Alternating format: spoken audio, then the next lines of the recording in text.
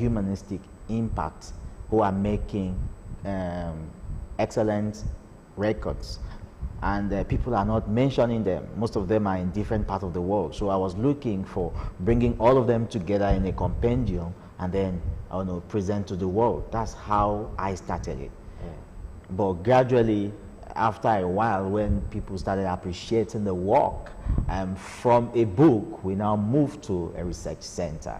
Okay. That's how Nigerian Books of Record as a book now become a research center. Have you ever been worried about, yes, I can say that, declining reading culture of Nigerians? Definitely. It's actually a very big problem. And I know there is a need for us to revive the reading culture. We can do it. We have to encourage our young ones growing up about reading. Now, we are living in a digital age where everybody is looking beyond the works on print. So very soon, most of the media houses, like the print, they will have to bring their content to the internet. Soft copies. Soft copies. So to encourage the reading culture, we have to move with the trend. We have to look at what is obtainable. We have to see what people are doing at our time. So right now in our time, the content is moving to the internet, the soft copy. To encourage reading culture in Nigeria, we have to make sure most of our content are actually available on the media space. Okay, you are not from Ogun State, you are from Akwa Ibom State, and I know that one of your work, Ogun State Book of Record, is also a compendium? Of course it is. Of who is who in Ogun State? Oh, yes. How come? Good. How easy was that? Now, what was it like, the experience, trying to put this work together?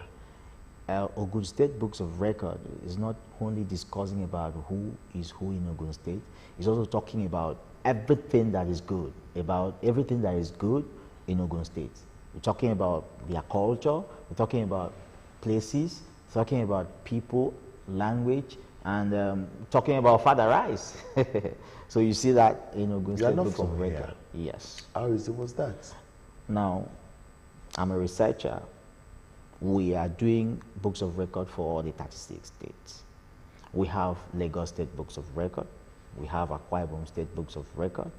We have Osun State Books of Record. And now we're having Ogun State Books of Record.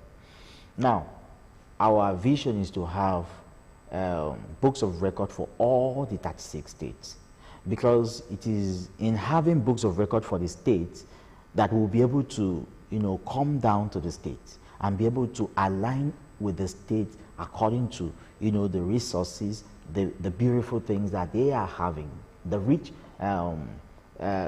record, most of the things that people do not know about them. Then we bring them together and then present it to the world.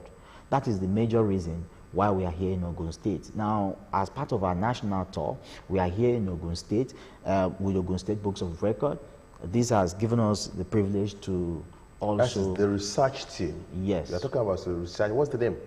Nigerian Books of Record. Okay, that's the research team. Yes. Okay, yes, Nigerian Books of Record are in Ogun State now. Yes. And they plan to go through all the states in Nigeria and put a compendium on each state together. That's what you're saying. Definitely, that's the truth. Go ahead. So we are here in Ogun State. We are still meeting with different stakeholders. When we get to a state, we first meet with most of the people who are stakeholders in the state. We've met the speaker hosted us a few weeks ago, and then we also meeting with other stakeholders, and also to discuss about the content that we are having in Ogun State Books of Record.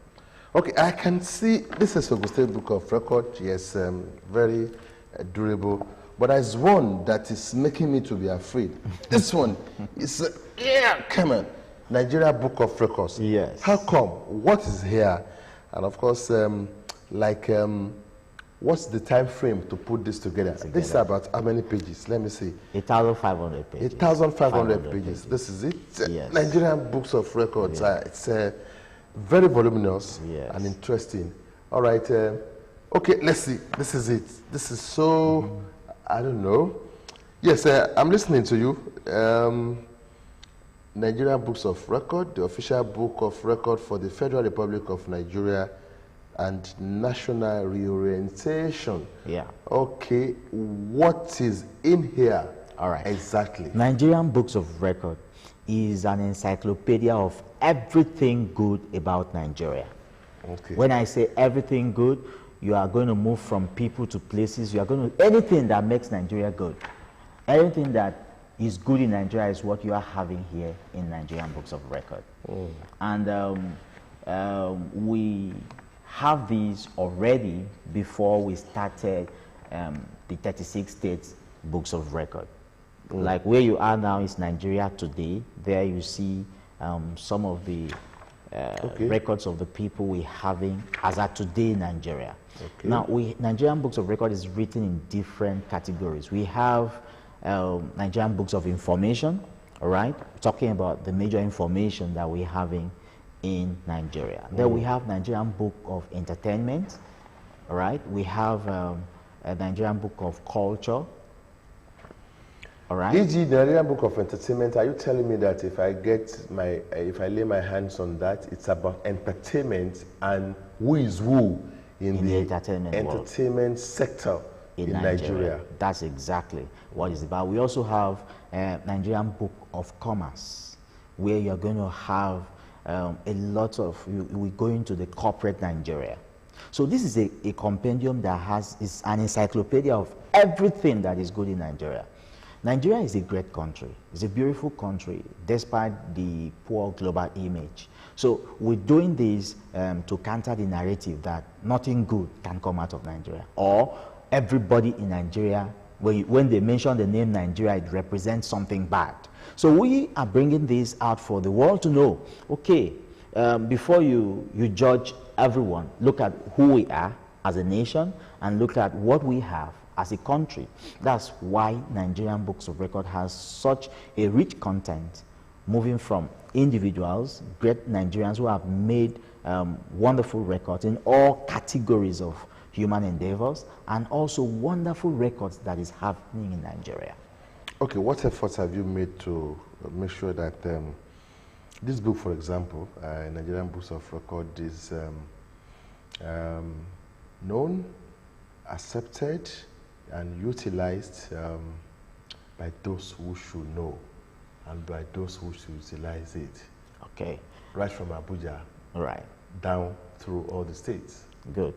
Nigerian Books of Record is in all Nigerian universities. Okay. All the Nigerian universities. There's no university you can mention right now that you don't have Nigerian Books of Record in their library.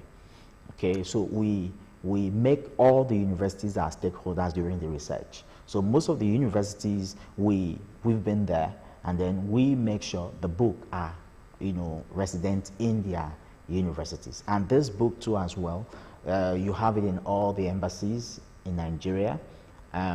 From the embassies, most of the embassies, we travel with them to have who we are as a people, as a nation, celebrating them outside the country, getting people to know that there is a Nigerian who has, that there is one Jelani Aliyu who designed the world's most expensive car. That this guy is not an American. Well, he's a Nigerian American, but he is a Nigerian, right? There's a man that invented topocracy. It's celebrated just like democracy. You may not know he's a Nigerian. Amao is from Akwa Ibom, coincidentally. Yeah, so he's actually a Nigerian.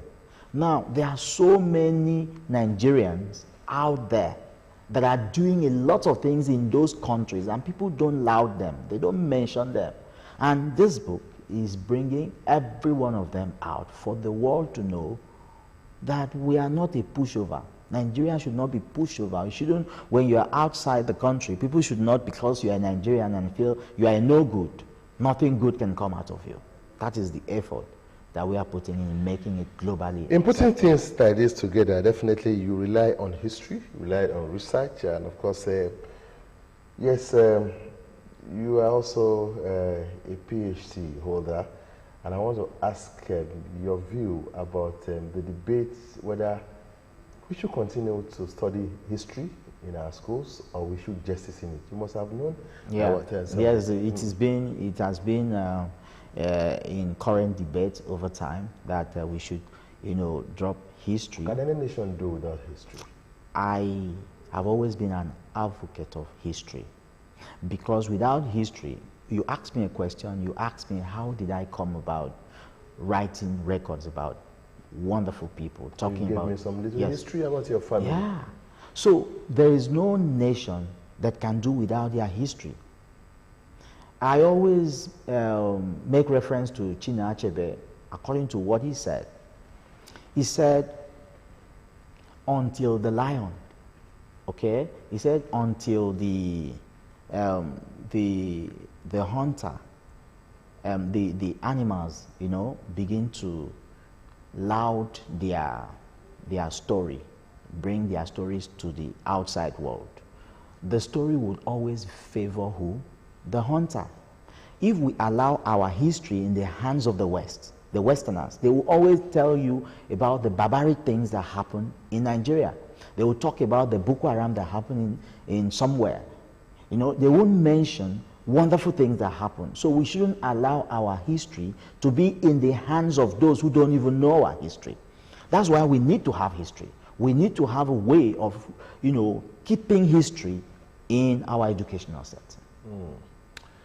And of course, that brings us back to the primary and secondary school, where some of us, the reading culture was established, nurtured, and of course, we won't even sleep if we don't get to read some of these books then.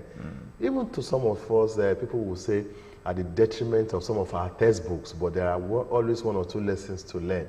But that was because it was structured, it was deliberate. No matter how small or how, I don't know, it is in the primary school, then you have somewhere called library. In the secondary school, wow, you can be sure of getting a whole lot of encyclopedias and of course a whole lot of interesting books. So that is the challenge. It's no more like that. Can we get to that lead? Can we get back to that good old days? Yes. I would have to encourage Nigerians that we have to look at the time. Everything happened according to the time. The time we are living right now is we are living in a digital age. That's why I'm saying, is it possible? Can most of these schools afford e-library? When we are talking about the mobile library too, we know how they struggle to put together. Now we are going towards e-library. Put these books in e-library. Yeah, so that people can have access to it. Tough. That's tough, but we're looking at people looking at reading culture as a big thing. We are looking at a society where people from the corporate world, people from all sectors of the economy, including politicians, including our government, investing on book, investing on creating libraries. Since we are living in a trend right now where everybody's going to the internet, we should encourage having e-library in all the schools. Yes, if you are in business as a private person, if you look at building classrooms as part of what you ought to do, definitely you should also consider that building an e-library is a very important part of learning. So you should have a budget for that. And also in government schools, we should as well look at it as a priority to set up e-library so that most of this content will be accessible easily according to the trend of time. All right, that should be, as we are adding off this segment, I wanted to say that should be your parting shot. But of course, it's been interesting having you, and of course, I wish you that this is a great work you've been doing. I'm so impressed. This Nigerian Books of Record, and of course the Ogun State Book of Record. How do I get this Ogun State Book of Record? Definitely, we'll we'll get a copy across to you. All We right. are already in Ogun State as part of our national tour. So since we are here, before we leave, we'll make sure your station will have a copy. Thank you very much. Good to have you. And of course, well, some young ones out there are watching us. As you go, what will be your parting shots to them? Yes, I like the young ones watching us right now to know that reading is what can lead, it can take you, as a reader, you can become a leader. So they should take reading as a big thing. They should look at reading. Reading is what informs you. Reading is what takes you to the next level. Reading is what makes you make you a complete person. So they should take reading as part of learning. Thank you very much. I've been talking to this author and researcher. Let me ask you, apart from this compendium, you have other books? Definitely. I have written over 200 books. Wow. Yeah, novels, drama, and interestingly, in Ogun State, 2 of my books are on their list. I have Guilty. It's a drama for secondary school. Is on their list. Guilty is in the list for GS1, and then Bleeding Star is a prose, it's a novel. It's also on the list. I never knew you have done all this. And I also have books on the list in Ogun State, in Lagos State, and also other states. I never knew you have done all this when I actually referred to you as a Yampion. I was saying you're a Yampion because you are from Akaibo. Dr. David, it's good talking to you. Thank you very much for coming, and I wish you well. All the best. Of course, I've been talking to this author, Dr. David, and of course, you must have heard a whole lot that he has downloaded to us. From that, move on to music of the good old days. And of course, we call this Blast from the Past. Eddie Grant, Dance Party is the title. Don't forget that Eddie Grant is a Guyanese, British singer, songwriter, and musician. He was a founding member of the band The Equals. Dance Party was released in 1998 from the album The Complete Collection on the 5th of March. He clocked 72 years of age recently. So let's enjoy the music while we allow Dr. David to go. Eddie Grant, Dance Party album from the complete package. I'll be right back.